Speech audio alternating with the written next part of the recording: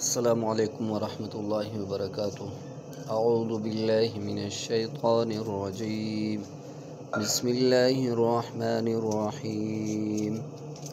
ألم تر إلى الذين خرجوا من ديارهم وهم ألوف حذر الموت فقال لهم الله موتوا ثم أحياهم إن الله لذو فضل على الناس ولكن أكثر الناس لا يشكرون. وقاتلوا في سبيل الله واعلموا أن الله سميع عليم.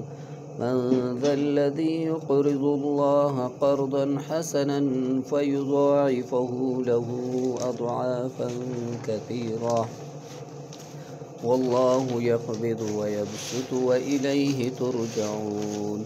ألم تر إلى الملأ من بني إسرائيل من بعد موسى إذ قالوا لنبي له ابعث لنا ملكا نقاتل في سبيل الله قال هل عسيتم إن كتب عليكم القتال ألا تقاتلوا قالوا وما لنا ألا نقاتل في سبيل الله وقد أخرجنا من ديارنا وأبنائنا فلما كتب عليهم القتال تولوا إلا قليلا منهم والله عليم بالظالمين.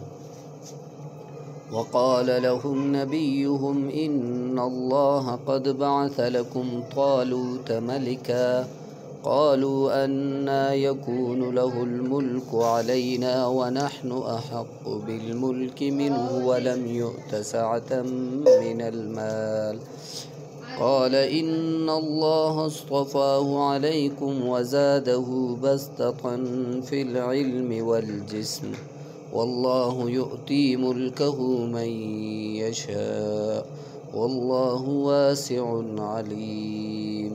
صدق الله العظيم. والسلام عليكم ورحمة الله وبركاته.